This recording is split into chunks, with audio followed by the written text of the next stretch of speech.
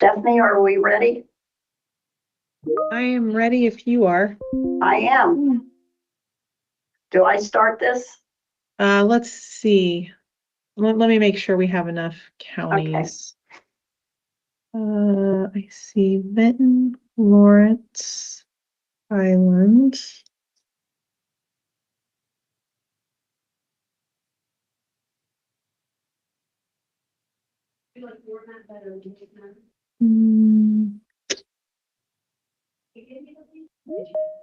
Ross.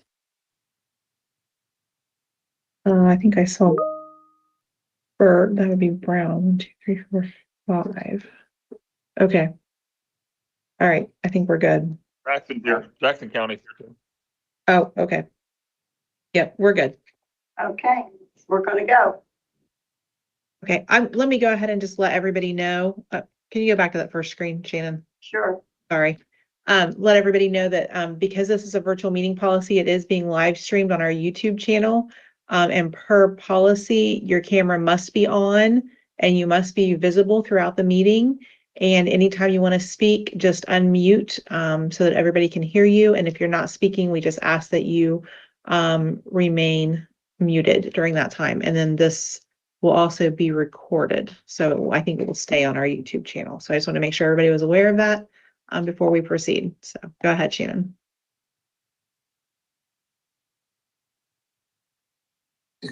Could I add this? Would it make sense for us to put our hand up if we have questions or want to say something versus just coming in? Would that make sense? Let's see how it goes, and if we need to do that, we will. It's pretty small agenda today, so I don't think we're going to have a whole lot of problem. Okay. I don't know if we can keep up with hands raised, if we'll be able to see them because it's on 2 different screens. So, all right, Bonnie. All right. Well, good afternoon, everyone. Welcome to our June 25th meeting. And I'm not Luke today, so bear with us. So we'll call this meeting to order. And if you want, you can stand and we'll do the pledge. Beautiful flag. I'm glad you did that. Okay. Okay. Emily, you want to lead us? Sure.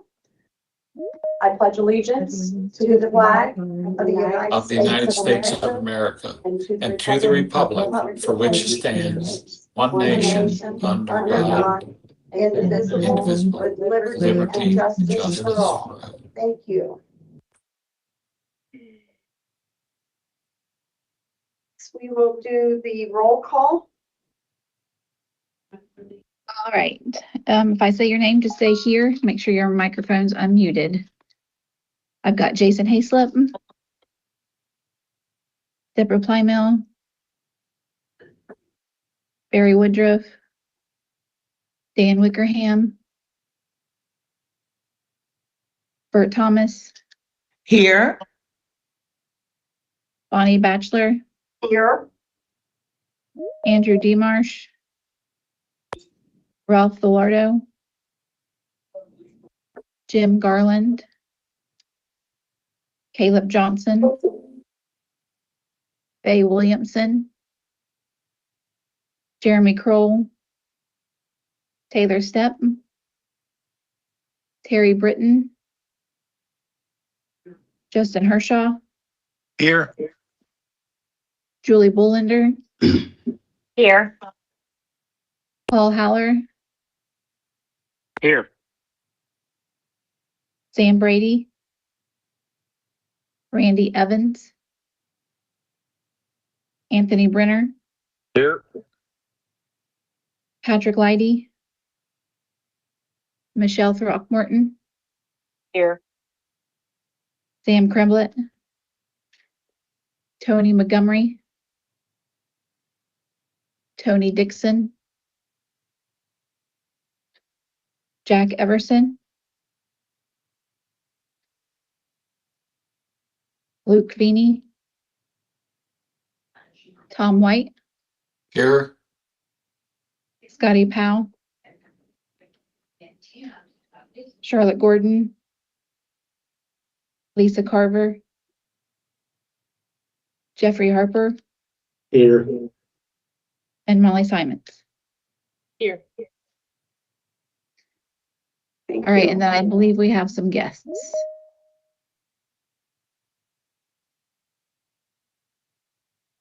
Destiny Bryson with Ohio Southeast. Bryn Tracy Stepp with Galloway with Senator the John. Mayor's Partnership. Oh, sorry. Sorry. Bryn Stepp with Senator John Husted's office. Tracy Galloway with the Mayor's Partnership for Progress. Emily Loudermilk with Commissioner Batchelor, Claremont County. Michael Dombrowski representing Director Borton and the Ohio Department of Transportation.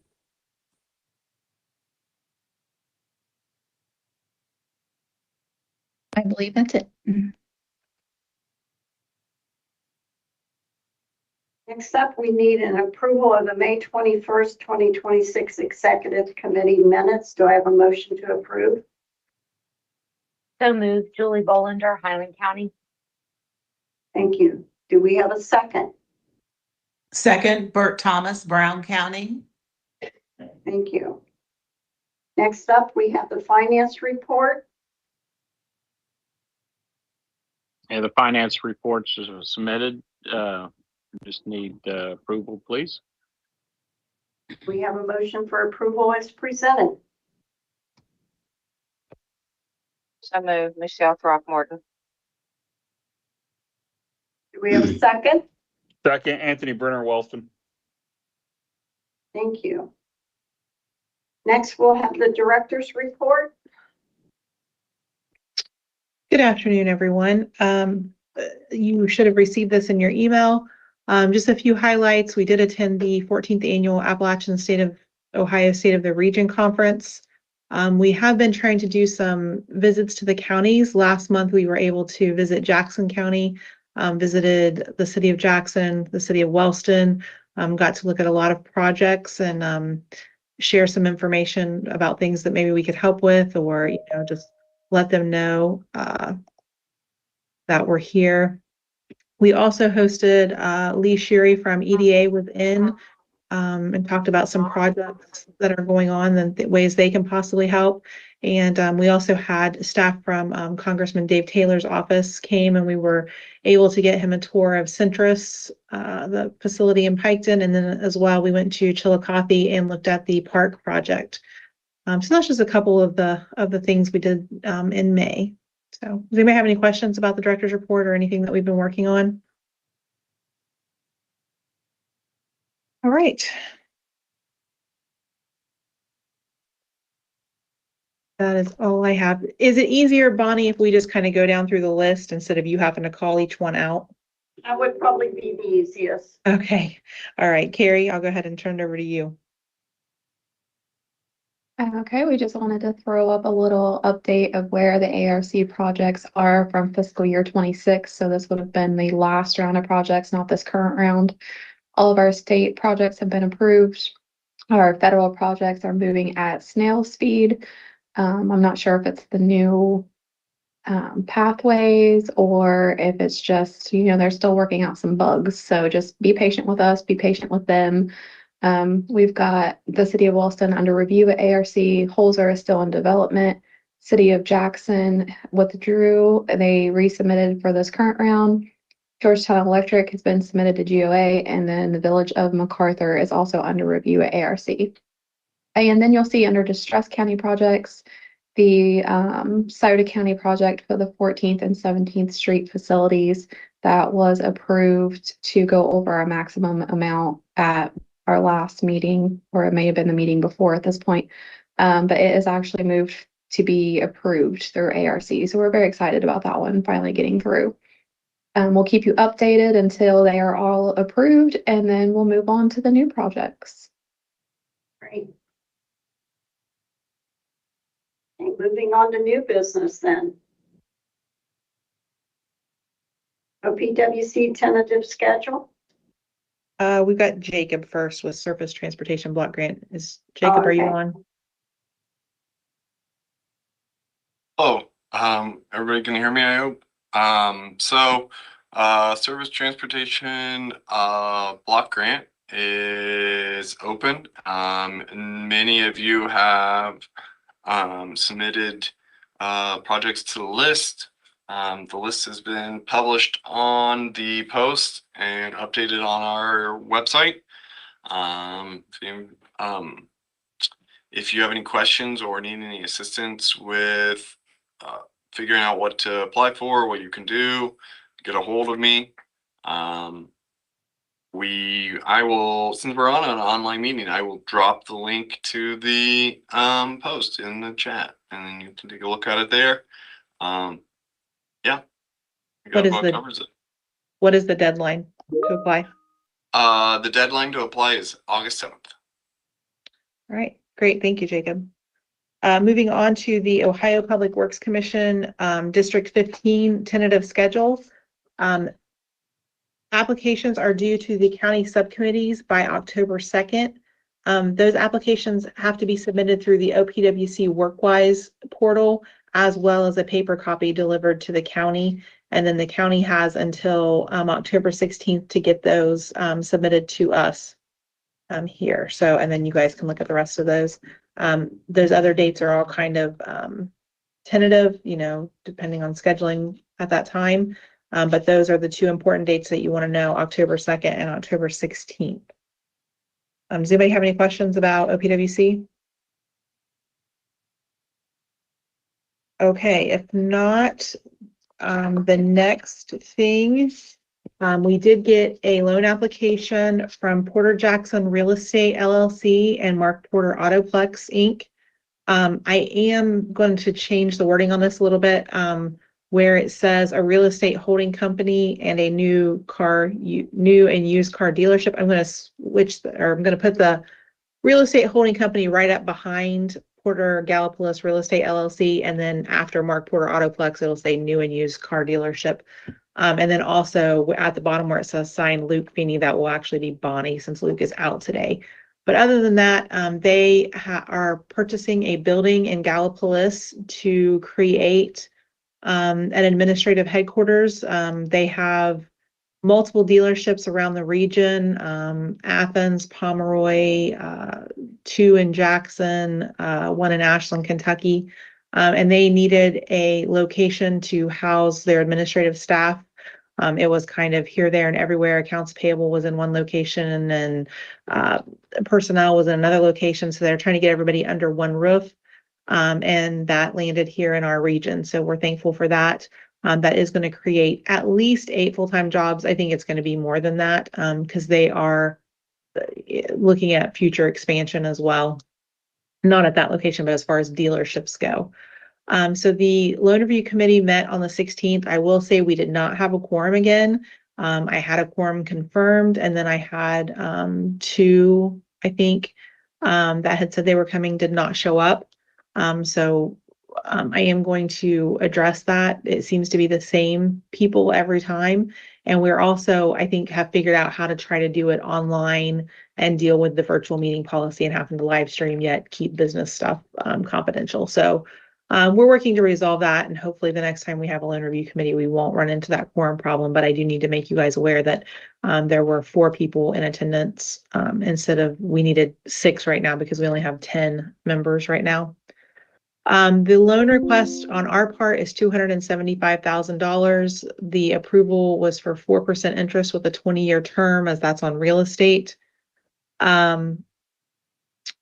So does anybody have any questions about that? Okay, if not, we will seek a motion to approve this loan as presented.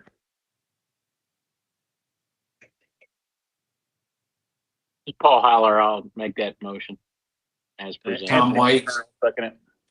Okay. Okay, I got Paul and Tom White. So, all in favor, say aye. Aye. Aye. Aye. Any opposed, same sign. All right, motion carries. The next thing I want to talk about is the Regional Excellence Awards. Hold on, I'm on the wrong page in my packet. There we go. Regional Excellence Awards. So every year we give awards at the fall full commission meeting. And we decided we wanted to try to mix it up a little bit. And instead of just giving a executive committee member and a full commission member an award, we decided that these Regional Leadership Award, Partnership Excellence Award, and a Regional Impact Project Award would be a nice change. So, and we wanted to put that into the communities, the stakeholders' hands for them to nominate people for these awards. So we've had it up for a while. The deadline to submit nominations for those awards is noon on July 17th. So if you will be thinking about that, and if you could nominate somebody or a project for one of these awards, we would greatly appreciate it. Eli, is there anything you want to say about that I didn't cover? Nope, you covered about everything. Great, thank you.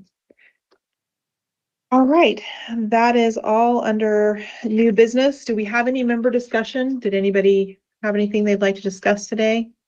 Any information they'd like to share, questions?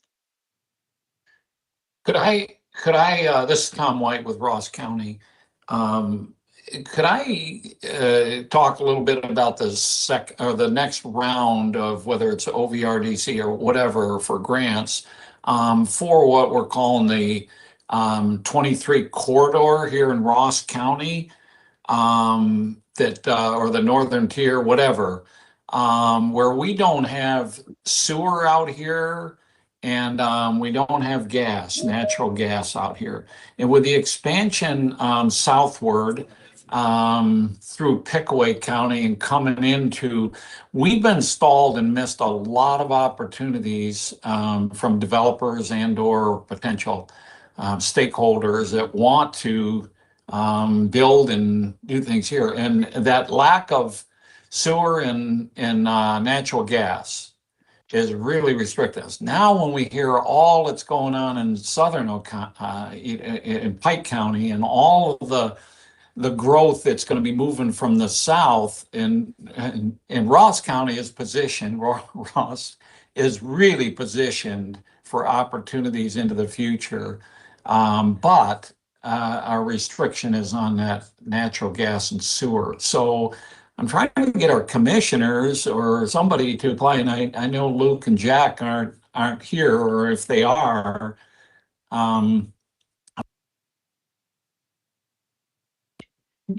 You muted, Tom.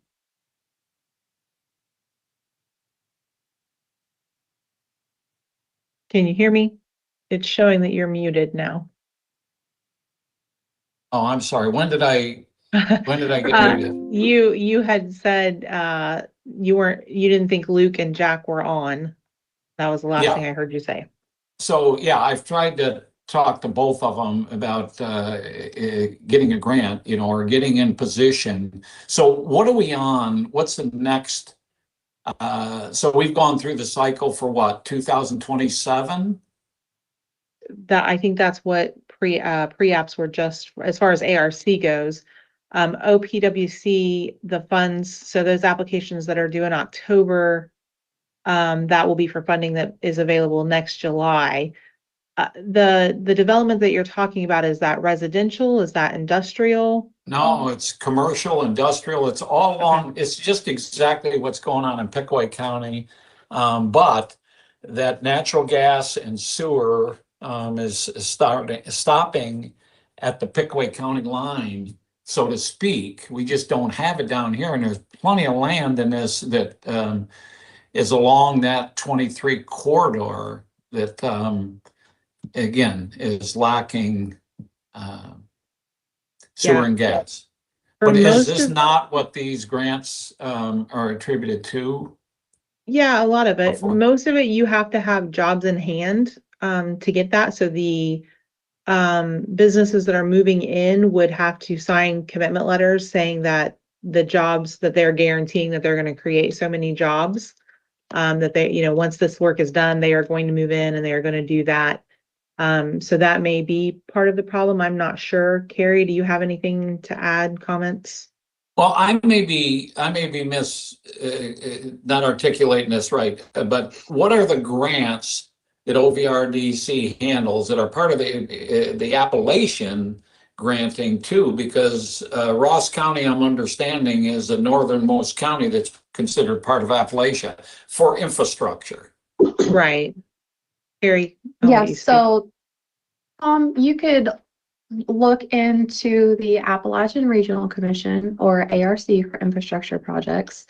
They would be more apt to sign on to a project that has a little speculation to the businesses coming into that area.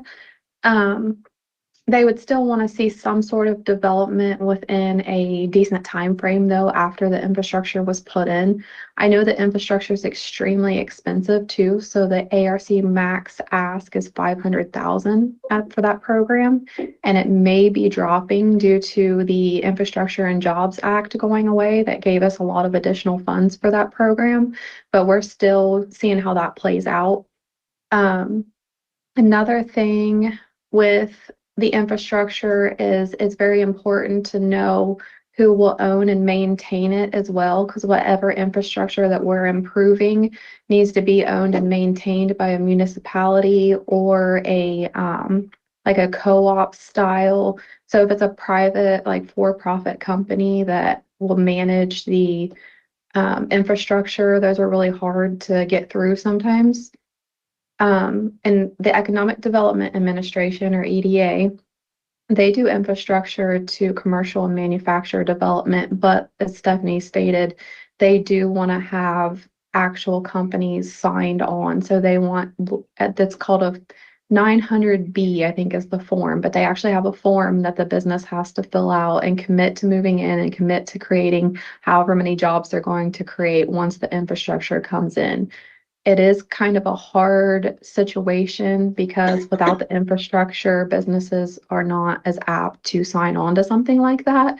So it's kind of like, you know, the chicken before the egg type thing, and we fight that a lot. I'm not as familiar with the Ohio Public Works Commission program. Kim Reynolds in our office is the expert in that arena. I know they do infrastructure, but I don't know if that's something that would be in their arena or that would score well. Another would be your Jobs Ohio office, which I believe is Ohio Southeast. It would be worth talking to them to see if there's anything that they have that could help out with something like that. Yeah, I don't know the specific steps. You guys know that. I'm just saying that's why, you know, I assume that to get the process started, it has to come through either the commissioners or mayors or a municipality, correct? To get the process started. It depends. Because like I said, if the owner of the sewer system or the owner of the natural gas infrastructure itself is an eligible applicant, then they could actually apply for the funds. And if not, then we would just have to come up with a co-applicant type situation. And then the infrastructure could only be the main infrastructure into that area too, so they won't do the private connections. Sure, and I understand that from a big picture, but so if we just note this in the minutes that I brought this up because I was hoping that Luke, who, you know, they've just done a huge upgrade to our sewer plant here in Ross County, or the city of Chillicothe, that supposedly has the capacity to come on out here to the county. And so that's the answer to that. And he could better address that. And then on a county countywide basis is, I just want to get the process started that we're seeking, because we're really getting left behind on these opportunities along the 23 corridor that because we don't have that infrastructure there. Okay. All right, we'll definitely note that in the minutes, and then Thank we'll- you. And we'll- I don't want to tell you, I appreciate that. But the second question I might have, and I don't know if it's appropriate for this group, OVRDC, but do we have a position on these data centers? Or is that something that we do, taking a position on that, or? that would be up to the committee as a whole. I personally feel like it's a little early to take a position. There's so many unknowns right now. I don't know. I mean, any board members want to weigh in on that? That one's pretty political. And I'm not sure something that we want to take a position on, but again, that's up to the board. Okay, very good. Any board members want to weigh in on that? Or nobody wants to touch that with a? Well, I'll weigh in on it, because Okay. the big thing is, because I don't have any skin in the game as far as, municipalities or the public perspective on it, or the political. But what I do see is it is a great it has an incredible economic component to it, not only with jobs, but also, and the thing that I'm suggesting that people get ahead of is the groundswelling of false information or improper information out there. And when you have AI involved and all that kind of thing, it can develop the opposition. I know we went through this here in Ross County with the alternative energies and the solar farms. And I know in Southern Ohio, we went through that, where you've got, false information going out there. And it's just a matter of trying to pull it together and assess it reasonably with facts, and that kind of thing. Yeah, I think in my opinion, it's like everything else. It has a place, and if it's done in the correct manner, in the correct place, then it probably has benefits. If the data center is not being a drain on the resources and on especially tax dollars, I mean, they need to be paying for the infrastructure they need. They can afford it. Yep. I think as long as but I think as an agency, unless I hear otherwise, I don't think we want to take a position on it one way or another. So. Okay. We'll just leave that there and for now, and if other board members, want to bring something to our attention, we can put it on the agenda for next time. Sure. Okay. All right. Thank you. Thank you. Miss Bonnie, I think it's back to you with item number 8. Stephanie, can I just make a little announcement first? Sure. Okay, for the last, I guess, almost 3 years now, here in Claremont County, I've been honored to work on a project to build a veterans village. And finally, on June 30th at 10 a.m., that's a Tuesday, if anybody would like to come, we are going to finally break ground and get this village started. And it is to house veterans, to help them get back on their feet, give them a new start. We'll have 19 units to start with. I'm still working to raise money. As we raise more money, we'll add more units onto it. But we have 15 acres. It's a beautiful site on 125. It's next to the Mount Holly Christian Church, 2141 East Ohio Pike. And they've been fantastic to work with us, letting us use their driveway to get up in there. But it's something very near and dear to my heart. I'm finally glad to say we're going to get this started. But we're going to start with 19 units. 16 of those will be 1 bedroom, 3 will be a 2-bedroom. Plus, there's going to be a community center, which will house some of the agencies that these veterans will need. And they won't have to travel to Cincinnati, be a community room for them to use. So very proud and glad that this is finally going to get started to help some of our veterans here in Claremont County. So anyone would like to come, you're more than welcome. Just wanted to give that invite out. Thank you. This Paul Haller, Jackson County. Can you send that out in an email? Yep. Actually, we're looking at a possible project like that of a new facility for our veterans too. And I know one of our mayors that's on here is on the Veterans Commission for Jackson County, and he'd be interested in that as well. Maybe we can get one of our veterans commissioners down to that event and see what you got going on. That would be great. Stephanie, can I send that to you? Yeah, send it to Shannon and she can get it out to the list. It's to Shannon. Because that was one of my goals, that I hope that if other, entities saw that, hey, Pierce Township, I'm sorry, I'm going way back. Claremont County can do this, then they do it. It's only going to help more veterans in other areas also. So we'd be happy to get that to you. Thank you for giving me the opportunity to bring that up. Anything to help the veterans, I'm all for it.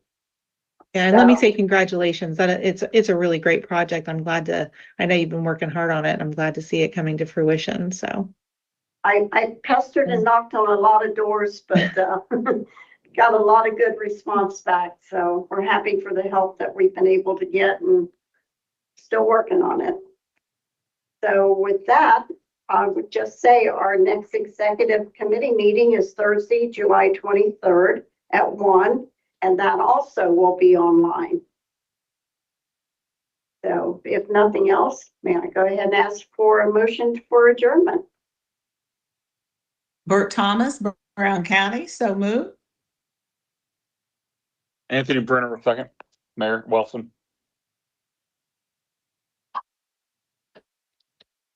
All in favor of adjournment, I guess. thank you, everyone. We appreciate it. Thank you.